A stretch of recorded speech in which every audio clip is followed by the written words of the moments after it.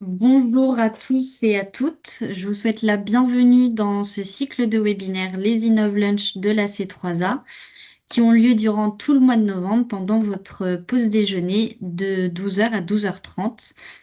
Ce cycle de webinaires a pour but de vous faire découvrir 7 projets européens lors de 9 webinaires différents, donc en lien avec l'agriculture, la bioéconomie, les énergies renouvelables, les PSE.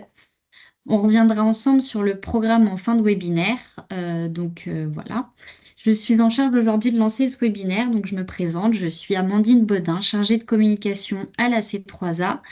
Et aujourd'hui, je suis accompagnée de Céline Karazinski de la Chambre d'agriculture Nouvelle-Aquitaine. Et vous pouvez également apercevoir Sarah Beigel et Nina Skibik qui travaillent sur le projet et qui sont membres de la C3A également. Donc aujourd'hui, le sujet du jour, c'est UCAP Network sur le réseau européen de la PAC. Avant de commencer ce webinaire, quelques points de consigne à passer en revue. Donc sachez que tous les webinaires sont enregistrés et seront disponibles sur la chaîne YouTube de la C3A. D'ailleurs, vous en avez déjà 4 qui sont en ligne, donc n'hésitez pas à les visionner. Dans tous les cas, les autres seront disponibles très rapidement. Donc, il y a Stratus sur un réseau de conseils en fertilisation, Buffer Plus sur l'utilisation de la tourbe par les agriculteurs français et les alternatives, et TRBN sur un réseau, de bioéconomie rurale européen. Donc, par défaut, vos micros et caméras sont coupés, seuls le ou les intervenants sont à l'image. Et enfin, vous êtes libre de partager vos questions dans l'onglet Q&R juste en haut, dans la barre en haut. Nous prendrons le temps d'y répondre dans un second temps. Donc, je vais laisser rapidement la parole à Céline qui va pouvoir se présenter et ensuite on passera un petit quiz d'introduction pour évaluer vos connaissances sur le sujet. Donc, je te laisse la parole. Bonjour, merci Amandine. Bonjour à tous. Donc, je suis Céline Karazinski. Je suis chargée de mission projet européen à la Chambre régionale d'agriculture de Nouvelle-Aquitaine et mis à disposition pour la moitié de mon temps à la C3A dans le cadre du consortium et de l'animation du réseau EU-CAP Network et plus particulièrement la partie innovation qui s'appelle EIP Agri. C'est un réseau européen, donc on travaille au niveau de toute l'Europe et de tous les États membres sur l'innovation en agriculture et plus particulièrement sur les groupes opérationnels. Donc vous avez dû en entendre parler dans vos régions parce que c'est géré aussi par les conseils régionaux, ils s'appellent la candidature.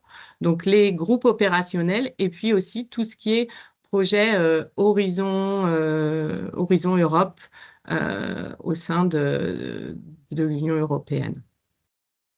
Ok, Donc voilà, on va faire un petit quiz.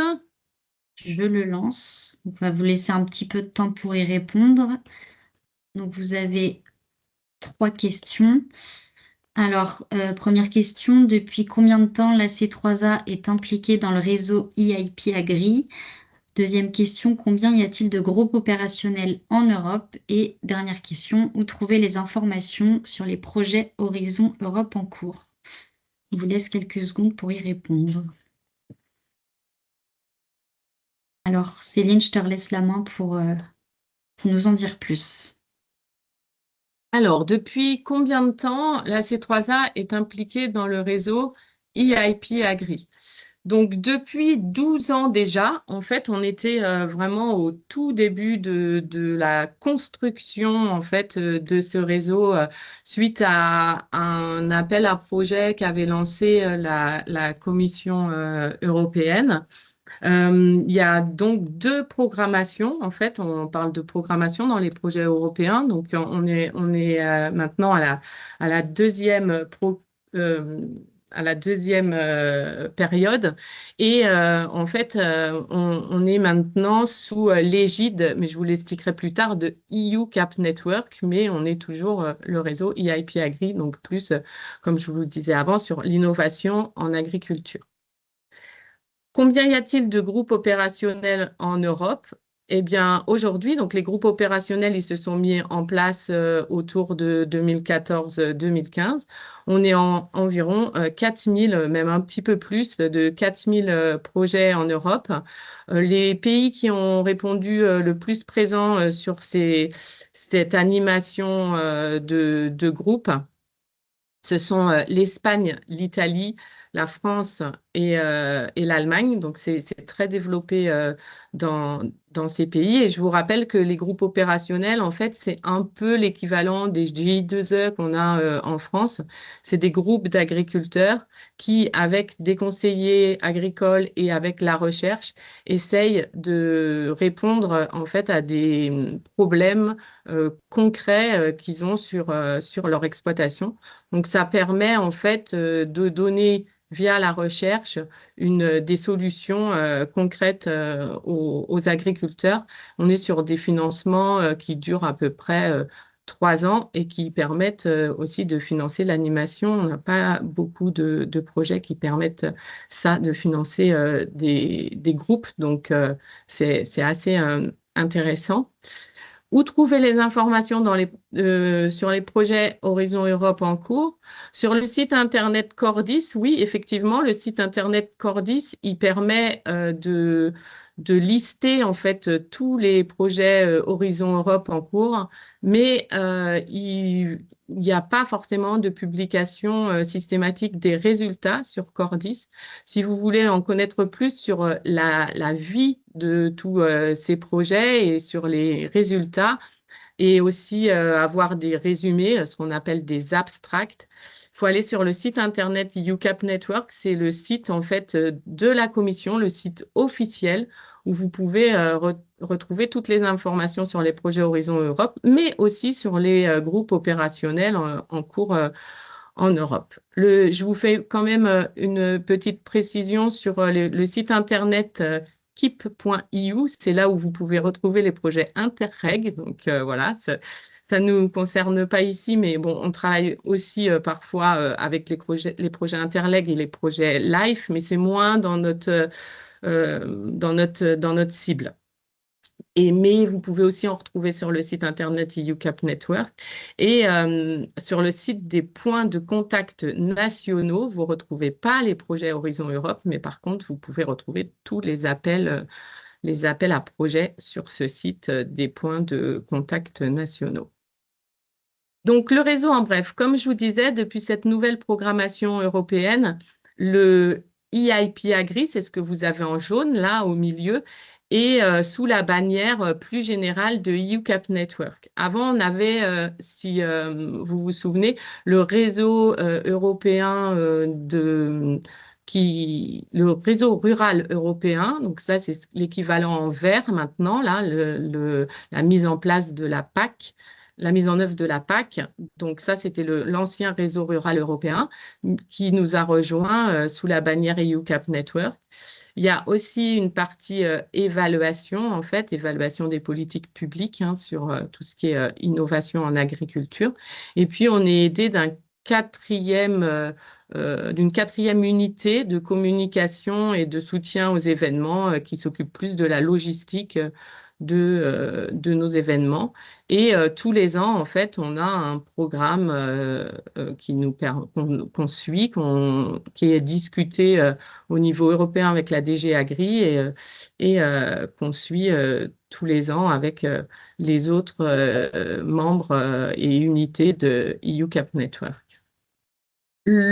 Alors, je dis EIP Agri parce que c'est comme ça qu'on l'appelle en anglais, mais c'est le partenariat européen pour l'innovation en agriculture. Donc, en français, on dit plus le PEI Agri, les projets PEI. Parfois, les groupes opérationnels sont même appelés projets PEI dans les appels à candidature de vos conseils régionaux. Et l'objectif, c'est comme dans les groupes opérationnels, en fait, c'est vraiment l'objectif principal, c'est lier les agriculteurs et les chercheurs et dans une démarche ascendante pour permettre en fait aux agriculteurs d'avoir via la recherche des solutions concrètes. Donc nous, au sein de ce réseau, On identifie les besoins de recherche en organisant des événements, des groupes de travail pour interroger les agriculteurs, les conseillers et pouvoir faire remonter tous ces besoins de recherche issus de la pratique.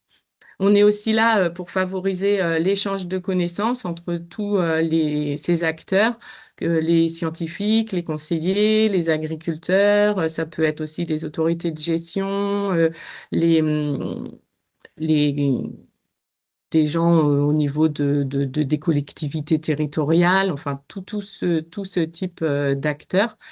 Et vraiment essayer de, si par exemple il y a un problème en Espagne et qu'il y a des agriculteurs qui travaillent là-dessus et qui arrivent à trouver des solutions, eh bien s'il y a la même problématique en Suède, bah, essayer de les mettre en relation entre eux et de pouvoir essayer comme ça d'avancer plus vite, de trouver des solutions tous ensemble.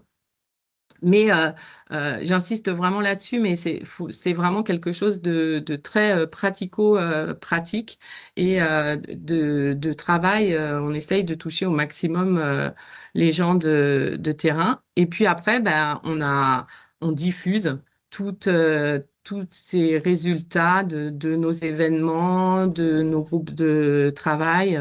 On essaye de les diffuser via des articles de presse, sur notre site internet. Voilà, on a aussi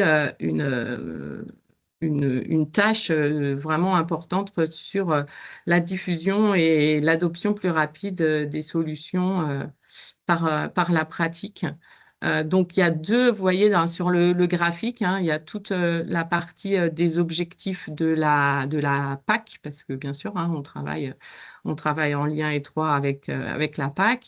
Et à gauche, tout ce qui est groupe opérationnel, réseau de conseillers agricoles. Et puis à droite, la recherche et les projets du programme Horizon Europe. Et sur cette programmation, il est demandé par la Commission d'impliquer de plus en plus les groupes opérationnels dans les projets Horizon Europe pour qu'ils aient vraiment une attache de terrain. Donc, pour faire tout ça, on est très nombreux, hein, on est entre 30 et 40 personnes au sein de ce consortium européen, international, on travaille tous ensemble.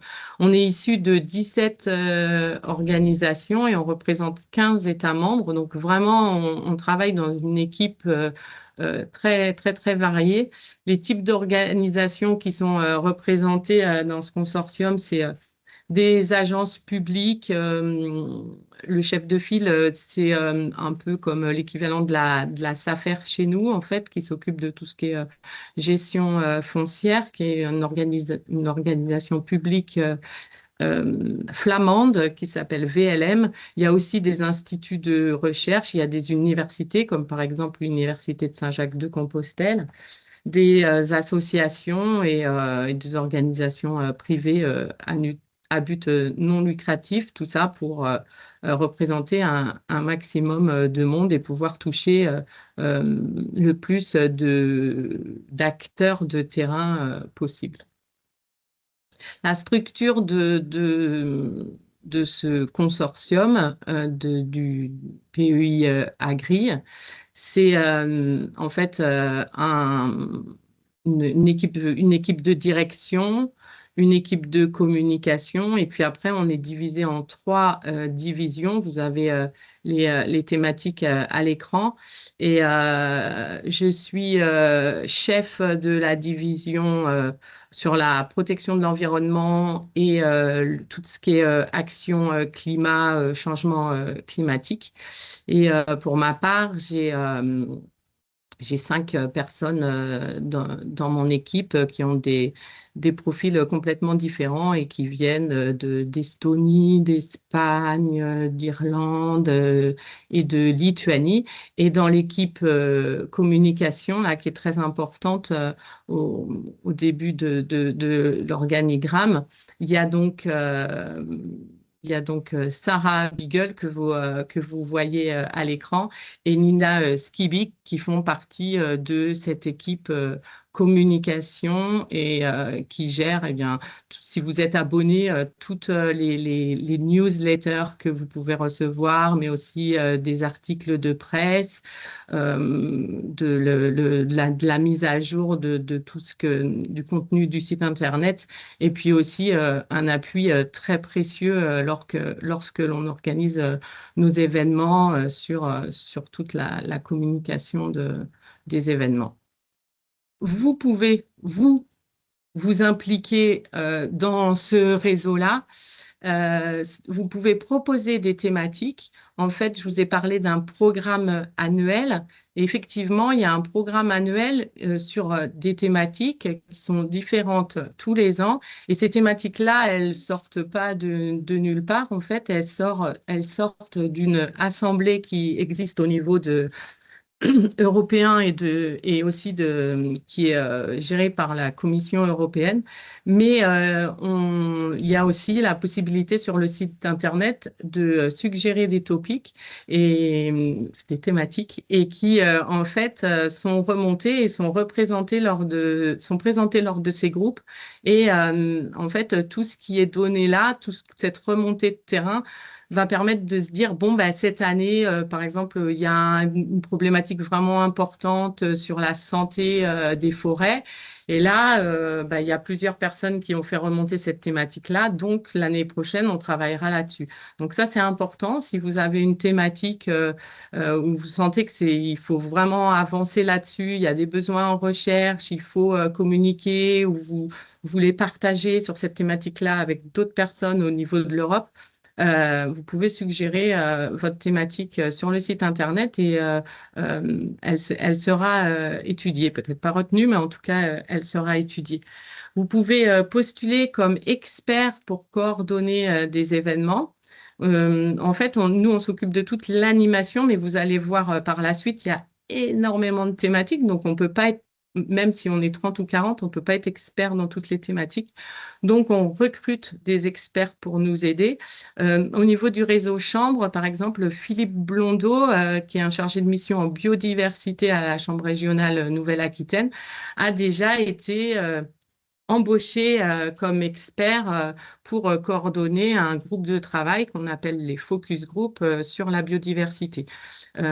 C'est tout à fait envisageable. Il n'y a pas que des chercheurs qui peuvent postuler, hein, et c'est très, très précieux. Ça permet vraiment de renforcer son réseau, de pouvoir aussi, pourquoi pas, former un consortium pour répondre à un prochain appel à projet Horizon Europe.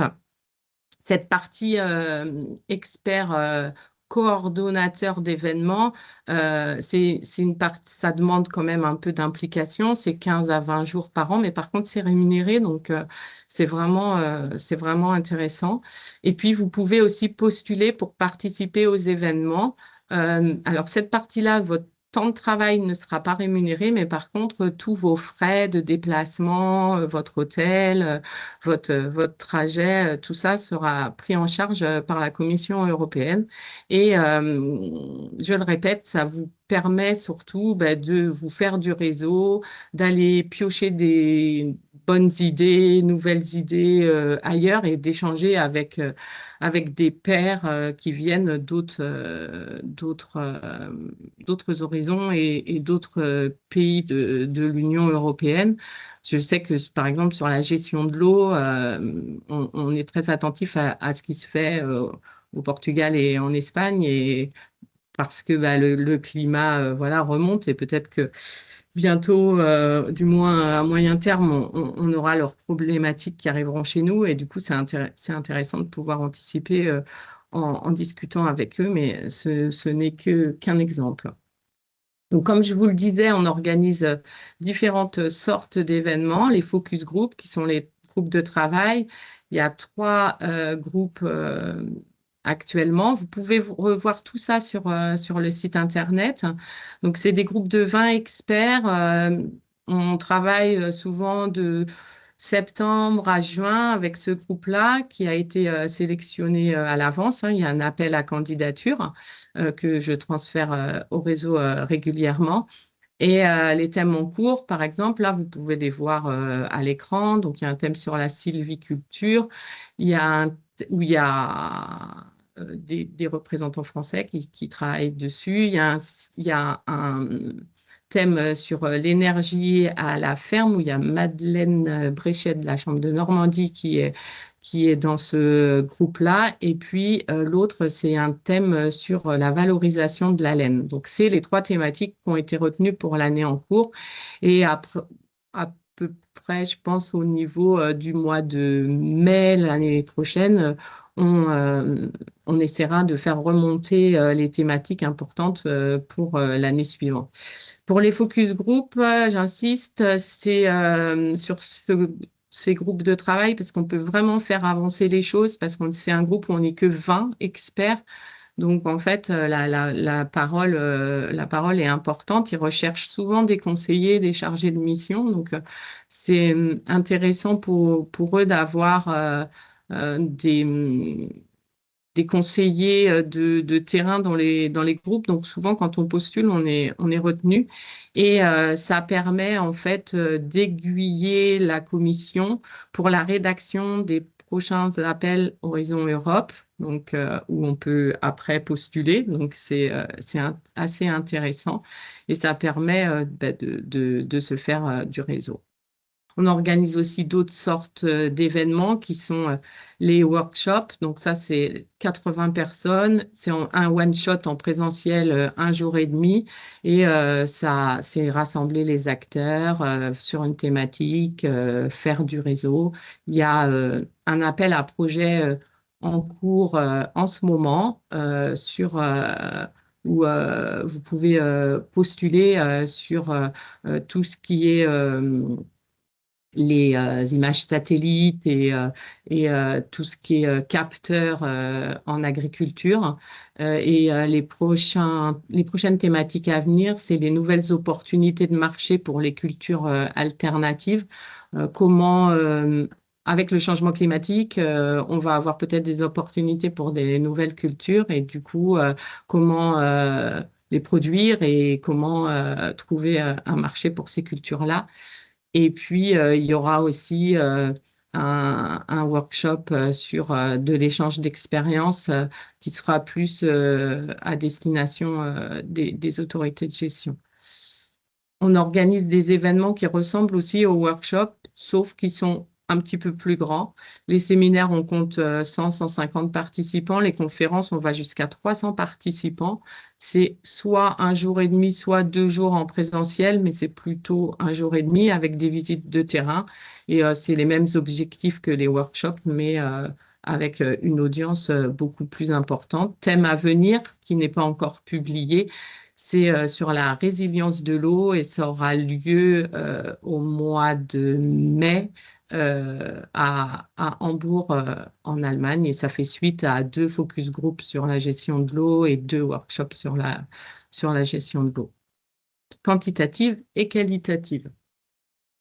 On organise des ateliers de réseautage qu'on appelle les brokerage events. Il y en a un par an et ça, c'est vraiment pour travailler les appels à projets Horizon Europe et trouver des partenaires pour monter des consortiums. C'est vraiment très spécifique événement de réseautage. Pareil, il va y avoir bientôt un appel à candidature pour ces ateliers. Sur le même un peu format que les focus group, on organise aussi des plus petits événements qu'on appelle les visites de groupe opérationnel. Là, il y a 3 visites par an avec 20 participants et c'est sur des thématiques. En fait, on fait la liste de tous les groupes opérationnels qu'il y a en Europe. On essaye de voir quelles sont les thématiques où il y a le plus de groupes opérationnels et on organise des visites entre ces groupes. Donc, en fait, on va visiter des groupes opérationnels dans un pays et là, la cible, c'est plutôt des conseillers et des agriculteurs déjà impliqués dans ces groupes opérationnels-là. La prochaine diapo, c'est sur le planning de l'année avec les différents les différents événements. Quand vous voyez réunion d'experts ad hoc, c'est les réunions qu'on va faire avec des experts nationaux pour requalifier les focus group pour l'année suivante. Donc, on demande aussi à des experts nationaux qu'on contacte directement sur les différentes thématiques s'ils peuvent nous aider et puis faire remonter quelles sont leurs problématiques dans leur pays.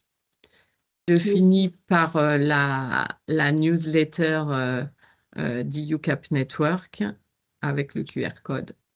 Alors, ça va être le moment. Merci beaucoup Céline pour ta présentation. Donc, on va profiter de cette diapo effectivement pour passer au moment des questions-réponses.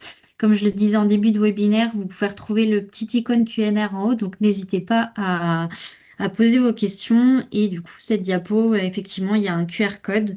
C'est pour vous abonner aux différentes newsletters de EUCAP Network. Il y a des newsletters thématiques. Vous pouvez retrouver effectivement des informations sur les événements, les focus group, etc. Donc, c'est un peu une mine d'informations. Il y a des newsletters tous les mois d'ailleurs, donc n'hésitez pas. Ce que j'ai pas précisé aussi, c'est que je vous disais de participer aux événements, mais effectivement, hein, il y a déjà des conseillers des chambres qui ont postulé, qui ont participé à certains workshops, à certains focus group.